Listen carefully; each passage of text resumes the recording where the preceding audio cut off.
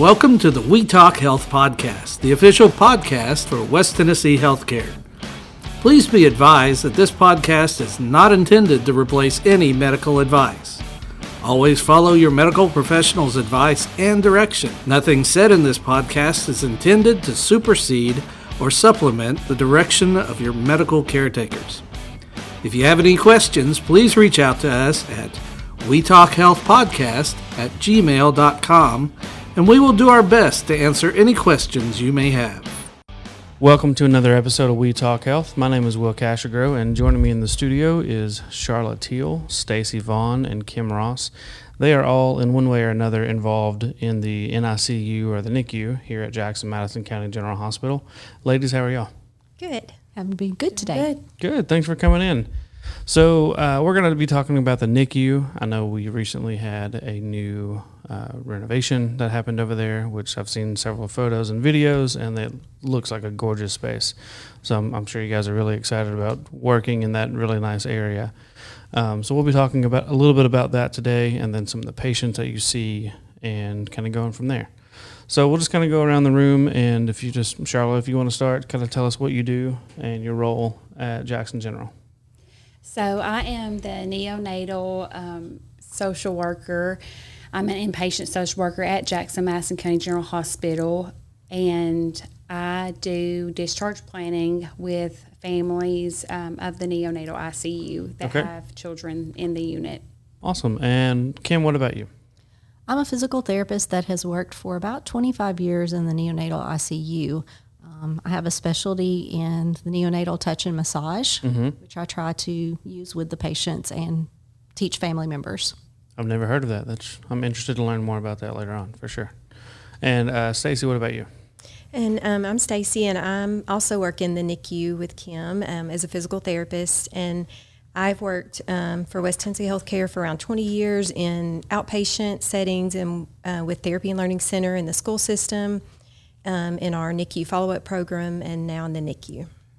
Well, welcome to everyone here. I'm glad you guys are here and taking the time to do this. This is going to be great. So we're going to dive into the questions that we had. Whoever wants to answer, if you could, just tell us about the NICU at Jackson-Madison County General Hospital. Okay, so at Jackson General, we have what's called a Level 3 Neonatal Intensive Care Unit, or NICU. And so a level 1 or 2 would provide basic care for newborns with conditions that are expected to resolve pretty quickly.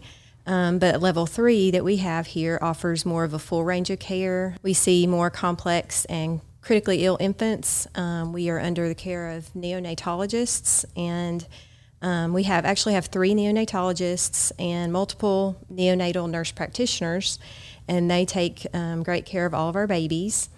We have respiratory therapists, social worker, pharmacists, and physical therapy in the NICU. In November of last year, we moved into a part of our new renovated unit, and it offers single beds for families for some more privacy. And when our second phase of renovation is completed, we'll have 42 beds total available. What was the number of beds available before the renovation? It was 26. So you're almost doubling the amount of beds you can offer. That's amazing. What role does a physical therapist play in that NICU? So physical therapists in the NICU do require some specialized training, and we treat these babies with something called neurodevelopmental care. And that means that we are trained in skills that can support just development of infants in more of the medically fragile environment. So we're trying to kind of look to the future and prevent delays. These infants in the NICU, whether they're premature or have other medical conditions, they have a greater risk of having developmental delays. So we, as physical therapists, are understanding of kind of body positioning, sensory systems, and just development at certain ages can help those babies grow and have the best potential for appropriate development. We have great support from our managers that have provided us with lots of positioning equipment that we use to help babies grow their muscles and joints correctly. And then we work a lot with parents and caregivers so that we can teach them to interact in ways that are positive, and we just try to decrease stress and pain for these babies because the research shows pain and stress can affect their development. So those are a few of the things we do. That's amazing. So what about the social worker? So I will usually get consulted for discharge planning in the NICU, and I will meet or talk with the families to see what their needs are and what their support system looks like for their discharge. If any social concerns come up, which could include transportation, getting to their follow-up appointments, as well as maybe they just need a little bit of extra support at home, then I will reach out to community resources that we have to make referrals for those parents so that they have additional support for themselves and the child once they go home. Usually I'm consulted either by the physician or nurse practitioner. Sometimes the nurses will, since they have one-on-one care of the child, they will reach out to me, or the therapist will reach out to me if the child needs therapy or other resources whenever they leave the hospital. So what type of patients come to the NICU for care?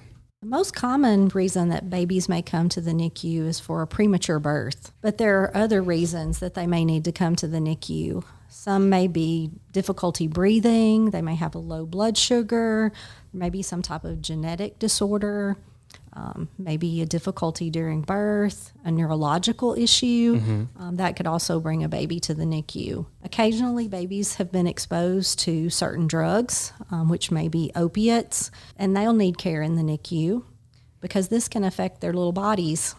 We wish that all the babies could stay in a room with their moms. Sure. That's our goal.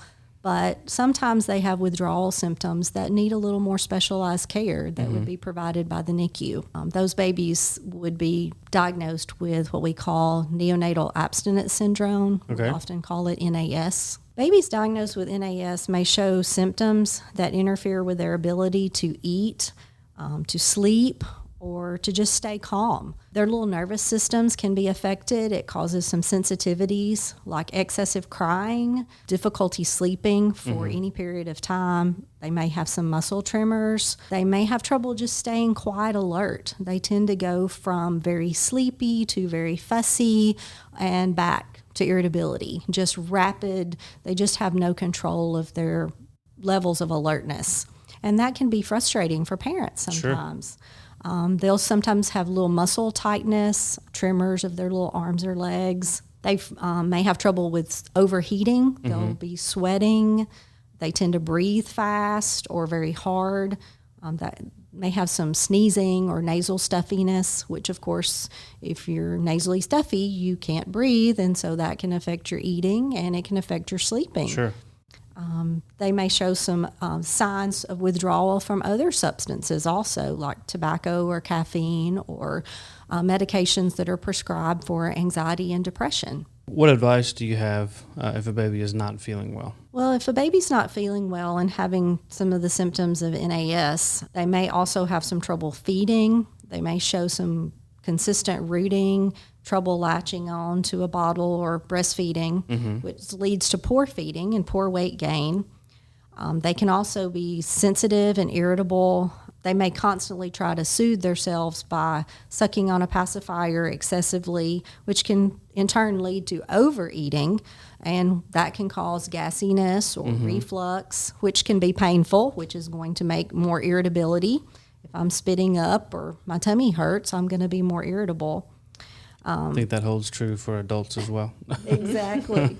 So we want those parents to try to consistently breastfeed, but it does have to be consistent with breast milk, either at the breast or express breast milk with a bottle, because that is going to help a baby through the withdrawal symptoms of NAS. They're going to receive some of the medication from mom. If a mom is giving them breast milk consistently, that can help avoid the rise and fall of the withdrawal symptoms that I discussed. The formula that we typically use if breast milk is not available is the Similac Total Comfort. It is recommended because it has a low lactose or low dairy content and partially broken down proteins, which is going to decrease that gas and make digestion easier. Okay. If the baby does continue to be fussy and have trouble eating and gaining weight with the formula or the breast milk, we may have to get them a higher calorie formula because with the irritability, they are burning more calories, which in effect, poor feeding, poor state regulation causes more calories to be burned. So therefore the baby loses weight. In that case, that would need to be discussed with their pediatrician. Gotcha. Do you have any other feeding tips? Yeah, some of the things that we recommend to help parents care for their children and make feeding better for the parent and the child would be some different positioning options. Sometimes babies will do better instead of lying just on their back in your arms. We have the parent hold the baby more in an upright sitting position or even lying on the side with their head up a little bit. This makes startling less likely to happen, and it makes the baby feel more comfortable and relaxed, so they could feed better that way. We also recommend using slower flow nipples sometimes. Sometimes when the milk is coming out super fast, it makes the baby have trouble staying latched. They may not want to eat with as good a coordination, so they may have trouble with their swallowing, and it can cause more spit up. So some of the nipples that we recommend for use at home would be the Dr. Brown's Preemie Flow nipple. Avent also has a level 0 nipple. That's a slow flow.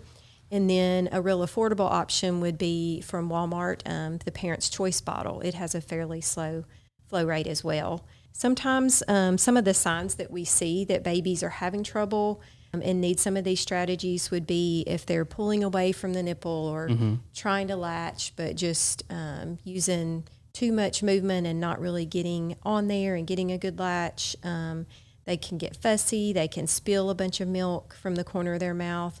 Those are all signs that they would benefit from that slower flow nipple. Another strategy we recommend to parents is called pacing. Okay. And that is where sometimes the baby doesn't know when to stop. They may get too much in their mouth. They may be a little bit overwhelmed with all the milk coming out. So you can tip the bottle down a little bit so there's no milk in the nipple as the baby is still latched, and that provides a little break for the baby to catch their breath, take some breaths, and slow down a little bit.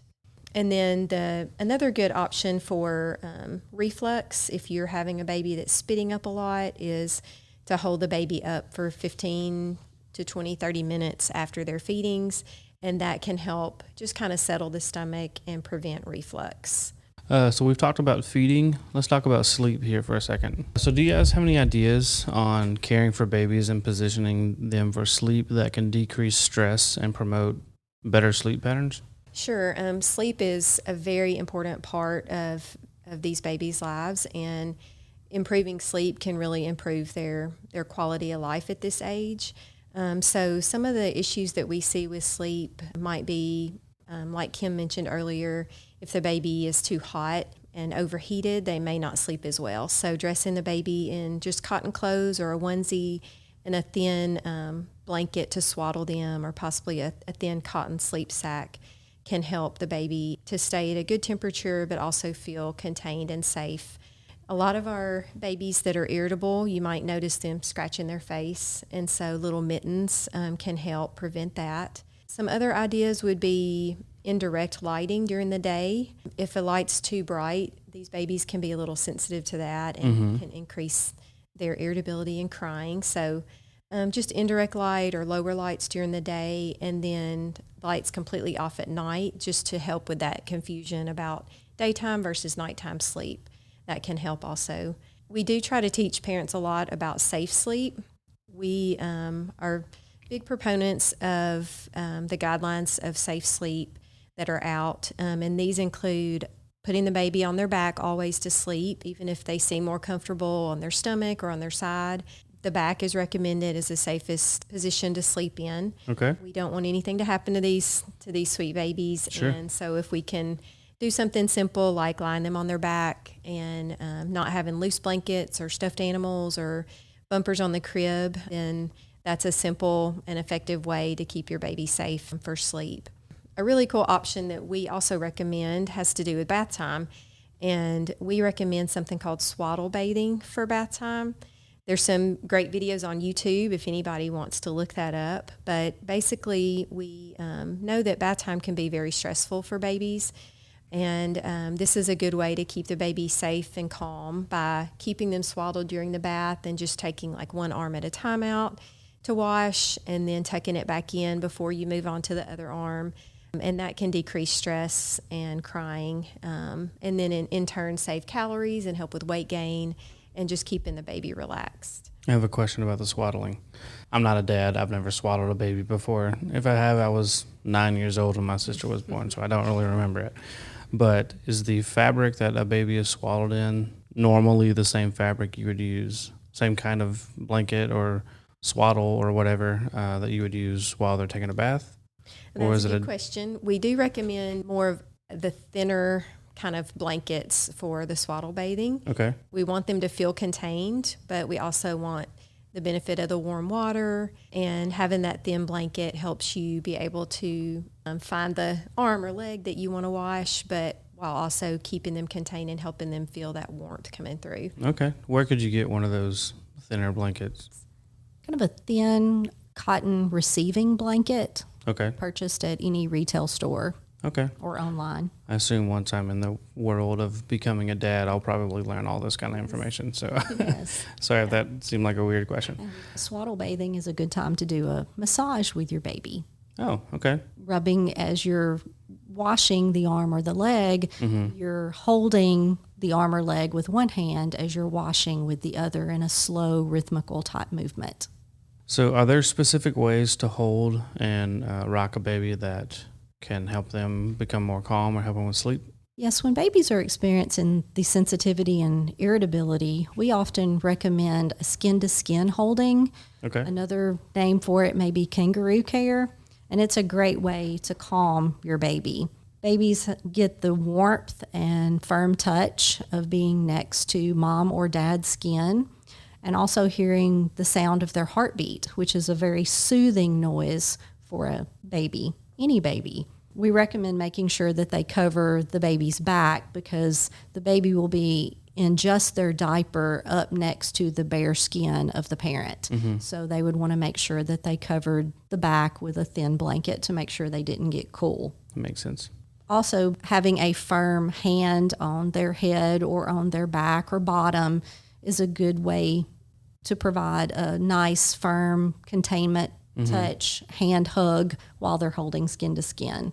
You can also swaddle your baby in the thin blanket we were talking about giving the swaddle bath in to prevent them from overheating while you're holding your baby. Okay. And you can lay them across your chest and provide some gentle swaying from side to side or standing and squatting. The typical motion that you think of rocking a baby, sitting in a rocking chair, rocking forward and back, can be actually agitating to a baby who is having trouble with sensitivity or irritability with NAS. Okay. Because it's not familiar to them. So when you sit and do the rocking back and forth or quick bouncing, and they become more fussy.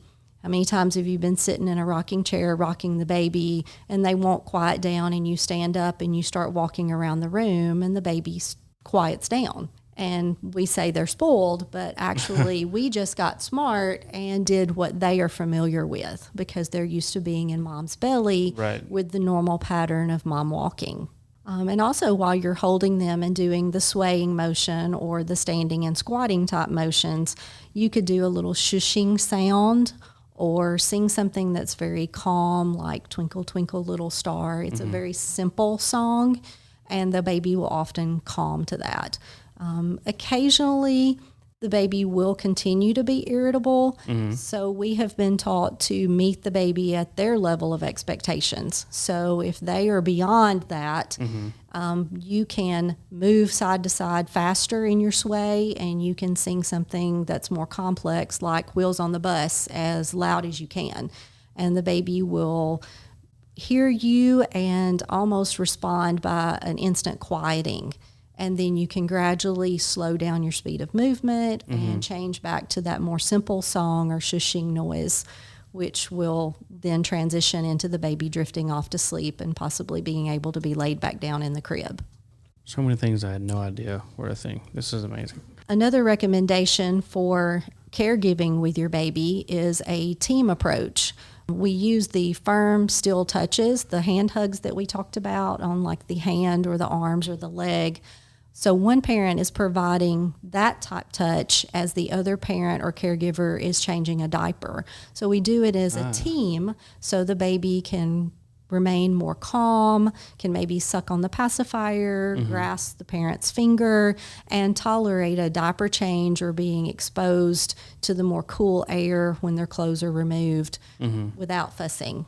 Okay. So if a parent has concerns after discharge from the hospital, at what point would it be recommended for them to call their pediatrician? Once the baby goes home, some of the things that we try to educate parents on to be concerned about is if your baby is not sleeping at least an hour between feedings, is not feeding well or gaining weight, spitting up a lot, or not being able to be comforted when they're crying within around 10 minutes, then that's when the pediatrician should be notified. We also offer some follow-up services for these babies. We have a NICU follow-up program at Jackson General that I work in, and we see these infants that have NAS starting at around 3 months of age, and they get a total of 5 visits from 3 months until age 3 years. And this clinic is just an added appointment in addition to their well baby visits. Okay. Just to track the growth and development, because they will be more at risk for those developmental delays because of what they've been through. So we will see them at about 3 times the first year of life, and then again at age 2 and 3 to make sure they're getting ready for preschool and that they don't need any extra services. And at this clinic, we have nurses, a pediatric physician, speech therapist, physical therapy, and also a dietitian. So we try to cover all the bases of growth and development and just make sure these babies can meet their potential. Gotcha. Sharla, we've talked about the health care of a child. Now let's talk about the social worker side of the NICU. What is your role as a social worker? What do you do for the NICU babies? So once I am consulted to get involved in the care of the infant and the family, I will usually talk with them and do my own assessment to find out, where they live, who their support system is. I will usually do an assessment to kind of see if there's any screenings for needs for behavioral services or resources as far as mental health of the mom, as well as I usually screen to see if they have had any history of alcohol or drugs during their pregnancy. And then I will also see if there's any kind of financial concerns that they have, whether that be that they're unemployed or they're on maternity leave and their income is limited, to see if they need any kind of other financial assistance, because usually when the baby's in the NICU, they're in the NICU for an extended period of time. So that's another stress for the parent on top of what is medically going on with their child. Usually when I do my assessment, there's other things that I also look for, but whenever if I identify that there are needs as far as they need some extra support at home, then I usually research and look out to other community resources. Okay. What would some of those resources be? So in West Tennessee, some of those resources are, for example, Healthy Start, Healthier Beginnings. They enroll children at birth through the age of 5 years old, and they can also enroll the mom during her prenatal period. So Healthy Start serves Madison, Hardeman, Hardin, Haywood, Henderson, Gibson, Crockett, Chester, Decatur, and McNairy counties. Okay. It's free and voluntary for the family. They try to enroll the family prenatally or within the first 3 months of the child's birth. Whenever they get enrolled, there are home visits that they do, which COVID has kind of affected that a little bit. Sure. A coordinator usually meets with the parents to discuss topics including attachment, bonding, cognitive, gross motor, fine motor, problem solving, and social emotional development, nutrition, positive discipline, and other family specific values. They monitor the child's growth and development, and they also conduct screenings to ensure that milestones are being met at the appropriate time frames. And then they can also connect families to other community resources and events that would be helpful. So usually if it's a family outside of that area that Healthy Start covers, we have another program that's across the state of Tennessee. Most of them are through your health department, and it's called CHANT, which stands for Community Health Access and Navigation in Tennessee. Okay. So parents, moms specifically, can enroll when they're pregnant or postpartum, and CHANT serves children birth through the age of 21 and children and youth with special health care needs. They provide patient-centered engagement and navigation of medical and social service needs, and make referrals to resources if they identify something that the family needs, such as mental, behavioral health, if they need health insurance, if they need medical and dental services, if the parents need employment, housing. There are so many different things that they can connect the families to. So it's very similar to Healthy Start, but it's just a little bit different. Okay. It's almost like having case management or a social worker to advocate for you outside of the hospital, Gotcha. basically. I see. They also do home visits, as just like Healthy Start, but as I said, with Healthy Start, COVID's kind of affected that some. So both of these resources are kind of doing things more by FaceTime or by phone. There's also resources outside of the state of Tennessee because we get families from Mississippi, Missouri, Kentucky. So a lot of the time, some of these same kind of resources are available in other states. They just may be called something else. And as a social worker, a lot of our job is doing research. Sure. So I'm usually looking online or reaching out to other resources that I have in the community as far as contact persons to see what resources are available in those neighboring states or wherever that family may be from. Gotcha. To provide some of the same support to them when they get home. There's also early intervention systems in different states. Ours specifically is called Tennessee Early Intervention System. We make referrals to them as well if we identify a child in the NICU that may have a developmental delay or a disability. There is criteria that they must meet for that, and it is a voluntary program as well. That we highly encourage for our NICU families that meet criteria.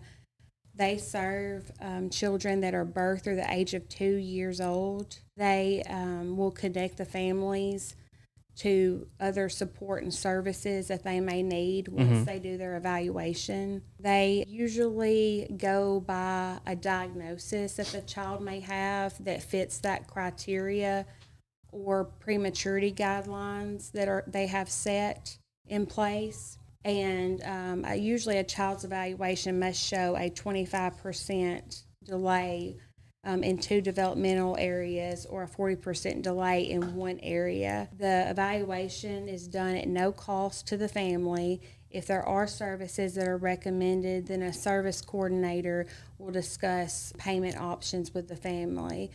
But health insurance, a lot of times too, will cover that service as well. Okay.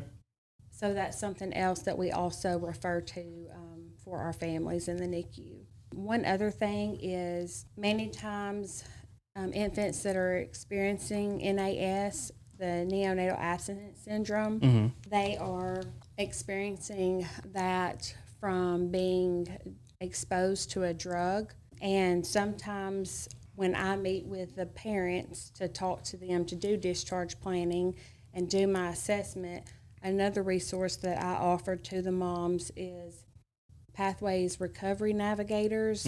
We have them in our hospital, and they are readily available to meet with moms to discuss their role. What they are people who are in positions to connect parents that have a history of substance abuse to treatment facilities and provide them with options. They are people who have been in long-term recovery themselves, so a lot of times parents can relate with a Pathways Recovery Navigator on a more personal level, so that it makes it a little bit easier to get help. Sure. And so anytime that I can talk to a mom and offer her that service, I think is definitely a benefit, because sometimes as parents, or specifically as a mom or woman, we oftentimes neglect ourselves to take care of everybody else. Sure. And we can't always be there to provide that care and support for our newborn or child of any age if we don't take care of ourselves first. Absolutely. So it's a very good service to have at our hospital. Also, they are across the state of Tennessee, so a lot of different areas have that as an option, for parents. What's the hardest part about your job? And what's the best part about your role? The hardest part sometimes is being able to find the resources in the community, because sometimes I feel like, we run into a brick wall, and sometimes I feel like they are limited. I've seen that with transportation, for example. Parents that may not have the financial means to get back and forth to their appointments for the infants in the NICU, whether it's going to Nashville or going, even here locally, they may not have their own vehicle. And a lot of parents that have TennCare may have that as an option, but that's not always even easy, because there's other barriers and things involved. So it's just, that's probably the hardest about being a social worker, is sometimes finding the resources for those parents.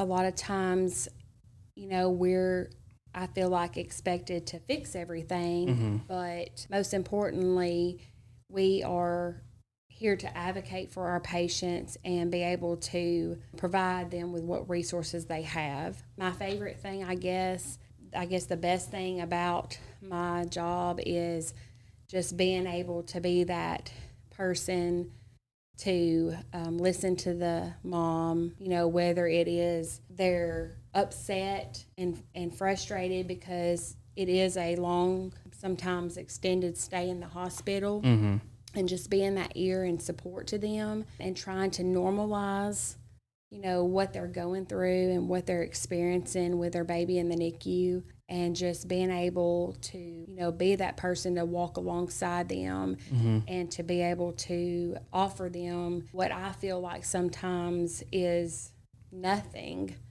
maybe exactly what they needed. Sure, absolutely. So being able to be that person for them, whatever it is, whether it's connecting them to one of these community resources, or sometimes it may be just providing them a meal or just any little thing, to help their day, because sometimes it may be their worst day. Well, that's great. And parents, if you're listening, hopefully you'll never have to be in a situation where you're in the NICU. But if you are, there are 3 people in this room at the very least who really do love you as a person and your child, and are going to do the best that they can to take care of your children. Ultimately, we're just here to encourage bonding between a parent and their baby, and to improve the outcomes of the baby so that they eat, they sleep, and they can be interactive with their family. So that's what we want to strive for. So, well, this has been really great. Thank you guys so much for coming in today. I really appreciate it. Thank you. Thank you. Thank you. And this has been another episode of We Talk Health.